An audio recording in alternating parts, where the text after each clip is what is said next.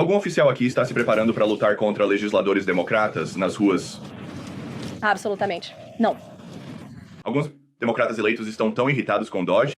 A congressista LaMonica McIver diz, estamos em guerra. Ilhan Omar diz, podemos realmente ver alguém ser morto? E Chris Van Hollen diz, temos que lutar contra isso no Congresso, temos que lutar contra isso nas ruas. Então... Posso apenas apontar que, se você ouvisse esse tipo de retórica violenta e provocativa do nosso lado do corredor, de líderes republicanos no Capitólio, acho que haveria muito mais indignação nesta sala hoje. É inaceitável os comentários que foram feitos por esses líderes democratas e, francamente, eles nem sabem do que estão falando, porque o presidente Trump foi eleito com um mandato do povo americano para tornar este governo mais eficiente. Ele fez campanha por todo o país com Elon Musk, prometendo que Elon iria liderar o Departamento de Eficiência Governamental. E os dois, com uma grande equipe ao redor deles, vamos analisar os recibos deste governo federal e garantir que ele seja responsável perante os contribuintes americanos. É isso que está acontecendo aqui. E para os oficiais democratas incitarem a violência e encorajarem os americanos a irem para as ruas é incrivelmente alarmante. E eles devem ser responsabilizados por essa retórica. Parece que algo que eles estão mais preocupados é com os engenheiros da Dodge, com acesso aos sistemas do Tesouro. Você pode esclarecer, os engenheiros da Dodge têm acesso apenas de leitura nesses sistemas. Então eles não têm permissão para escrever novo código. E, mais uma coisa... A NBC está relatando que alguns dos imigrantes ilegais que vimos serem capturados e presos não estão sendo deportados. Eles estão sendo liberados com dispositivos de monitoramento no tornozelo, ou pulso, ou tem que fazer check-in por telefone. Então a administração está prendendo mais pessoas do que vocês têm capacidade para acomodar. Eu vi os relatórios e estou feliz que você mencionou isso, porque queremos abordar essa questão. Houve um total de 461 estrangeiros ilegais. Isso é de hoje de manhã, quando eu recebi essa informação do DHS. Que foram liberados da custódia dos mais de 8 mil que foram presos desde que o presidente Trump foi inaugurado. É menos de 6%. E há razões para a liberação deles. Alguns dos fatores incluem a falta de uma probabilidade significativa de remoção no futuro próximo, falta de disponibilidade de detenção, que é algo sobre o qual este presidente e esta administração têm sido incrivelmente vocais. Estamos fazendo tudo o que podemos para deportar e deter imigrantes ilegais, mas precisamos da ajuda do Congresso. Para aumentar o financiamento para a patrulha de fronteira e para o ICE, para aumentar a capacidade de detenção em nossas instalações. Outras condições médicas graves também têm sido as razões para a liberação de certos indivíduos, mas nenhum deles tem ordens finais de deportação. Muitos deles estão contestando seu status de imigração. Consulte o DHS para mais detalhes. Eu sabia que seria uma pergunta. Obrigado. Claro, sim. O presidente e você, aqui novamente hoje, deixaram claro, dada a devastação, que vocês acham que os palestinos não têm escolha a não ser deixar Gaza e ir para outro lugar. Mas os palestinos dizem que este é o lar deles. Eles não querem ir. O presidente disse ontem à noite que está disposto a usar o exército, se necessário. Os EUA estão preparados para remover os palestinos de Gaza à força. O presidente está preparado para reconstruir Gaza para os palestinos e todas as pessoas na região. Pessoas amantes da paz que desejam um verdadeiro desenvolvimento econômico e oportunidades na região. Esta é uma região que tem sido controlada por terroristas apoiados pelo Irã, o Hamas, que brutalizaram não apenas israelenses, mas também palestinos. É por causa do Hamas que você vê aquelas imagens na tela que Gaza se tornou um local de demolição, porque o Hamas lançou aquele ataque brutal a Israel em 7 de outubro. E assim, novamente, eu enfatizaria, o presidente Trump quer garantir que este possa ser um lugar onde todas as pessoas possam viver em paz. Ele é um pacificador em chefe. Ele deixou isso muito claro em seu primeiro mandato, e quanto a como isso será realizado, o presidente e sua equipe estão conversando com nossos aliados na região para considerar os próximos passos. O povo americano deve estar preparado para ver o exército dos EUA no terreno lutando uma guerra terrestre contra o Hamas. O presidente evitou tropas dos EUA, na região. Mas é uma opção. Eu disse que o presidente ainda não se comprometeu com isso. Garrett, é ótimo ver você aqui hoje. Sobre Gaza, o presidente passou basicamente toda a sua carreira pública criticando envolvimentos estrangeiros, construção de nações, enviando tropas americanas para lutar no exterior, particularmente no Oriente Médio. Este plano parece que poderia, em última análise, envolver todas essas coisas. Você pode explicar? Essa reversão e como construir e possuir Gaza se alinha com a política externa America First. Eu rejeitaria a premissa da sua pergunta de que isso força os Estados Unidos a se envolverem em conflitos no exterior. O presidente não se comprometeu a colocar tropas em Gaza. Ele também disse que os Estados Unidos não vão pagar pela reconstrução de Gaza. Sua administração vai trabalhar com nossos parceiros na região para reconstruir essa região. E deixe-me dar um passo atrás aqui, porque esta é uma ideia fora da caixa. É assim que o presidente Trump É por isso que o povo americano o elegeu. E seu objetivo é uma paz duradoura no Oriente Médio para todas as pessoas da região. E como eu disse em minhas observações iniciais, temos as mesmas pessoas promovendo as mesmas soluções para este problema há décadas. E ficou muito claro para o presidente que os Estados Unidos precisam estar envolvidos nesse esforço de reconstrução para garantir a estabilidade na região para todas as pessoas. Mas isso não significa botas no chão em Gaza? Não significa que os contribuintes americanos vão financiar esse esforço. Significa que Donald Trump, que é o melhor negociador do planeta, vai fechar um acordo com nossos parceiros na região. Ele não descartou tropas americanas em Gaza na noite passada. Você está fazendo isso agora?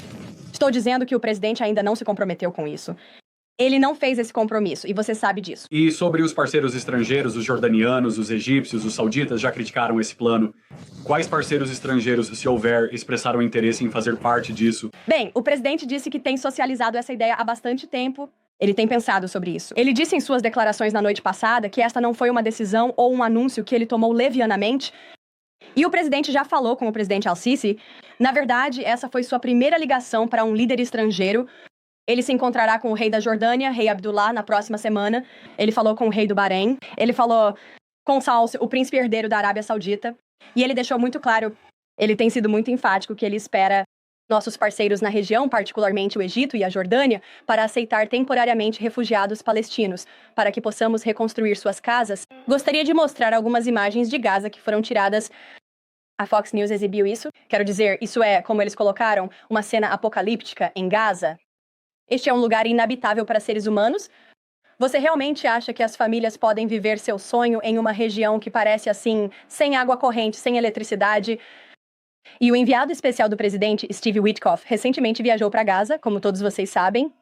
E ele voltou com imagens que mostrou ao presidente da situação crítica aqui. E o presidente tomou esta decisão, com um coração humanitário para todas as pessoas na região. Você disse que o presidente tem trabalhado nessa ideia há algum tempo e nos bastidores agora existe um plano escrito baseado na proposta do presidente para Gaza. E então, quando foi elaborado e quem participou disso?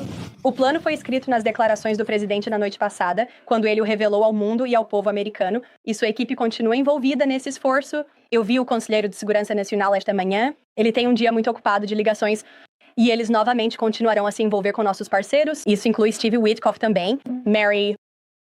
2 perguntas para você sobre as notícias do dia. Então, como a ordem executiva de hoje vai impactar os Jogos Olímpicos de Verão de 2028 em Los Angeles? Por exemplo, um homem que pensa ser uma mulher transgênero teria permissão para competir como mulher no US, em solo americano? É uma pergunta muito boa.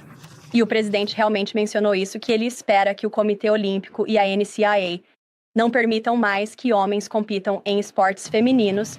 E eu acho que o presidente, com a assinatura de sua caneta, inicia uma campanha de pressão pública muito forte sobre essas organizações para fazer a coisa certa para as mulheres e meninas em todo o país.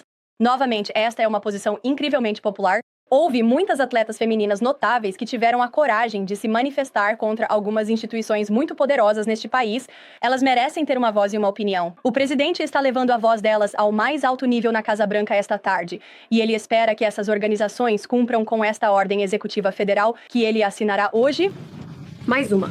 Sobre a cobertura da mídia desta ordem executiva e o tema em geral, qual é a visão da Casa Branca sobre a forma como se refere a homens, mulheres transgênero ou retórica semelhante vinda de organizações como a ACLU e a GLAAD? Bem, isso tem sido muito claro. A política desta administração é que existem apenas 2 sexos, masculino e feminino. Bastante simples. Brian Glenn, em português. A Outside tem recebido muita atenção nos últimos dias.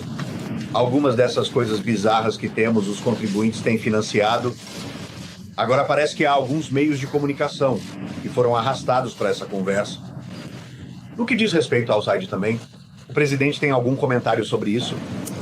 Então, ao vir aqui para a sala de imprensa, fui informado sobre o financiamento da Outside para meios de comunicação, incluindo o político, que sei que tem um assento. Nesta sala, e eu posso confirmar que os mais de 8 milhões de dólares de impostos que foram usados, essencialmente para subsidiar assinaturas do político, com o dinheiro dos contribuintes americanos, não acontecerão mais. A equipe do Dodge está trabalhando para cancelar esses pagamentos agora. Novamente, este é um esforço de todo o governo para garantir que Estamos analisando linha por linha quando se trata das contas do governo federal. E este presidente, e sua equipe estão tomando decisões em todas as áreas sobre si. Esses recibos atendem aos interesses do povo americano. É um bom uso do dinheiro dos contribuintes americanos. Se não for, esse financiamento não será mais enviado para o exterior e os contribuintes americanos verão economias significativas por causa desse esforço. Obrigado. Eu gostaria de mandar um abraço para a última fila. Eu ouvi isso. Infelizmente, eles não foram chamados nos anos anteriores. Reagan, não vai em frente.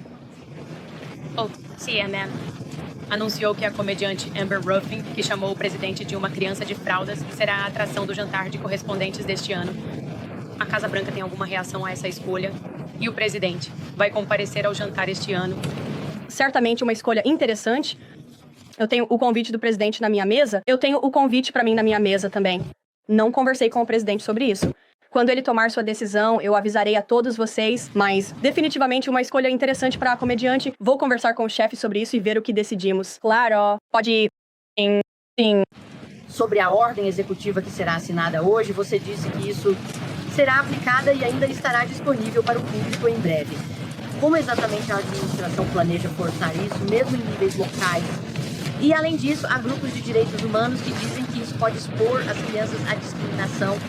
Qual é a sua resposta a isso? Eu acho que as crianças já foram expostas à discriminação, especialmente as mulheres jovens e meninas que foram forçadas a tomar banho em vestiários, com homens biológicos que foram forçados a competir em campos de jogo com homens biológicos, o que é incrivelmente injusto e inseguro, e, novamente, uma política incrivelmente impopular entre o povo americano. Quanto às ações que esta ordem executiva toma, eu já expliquei isso no início do briefing. Fico feliz em te dar uma cópia deste informativo para que você possa informar seu público em todo o país. Qual é a sua mensagem para as escolas que não cumprirem?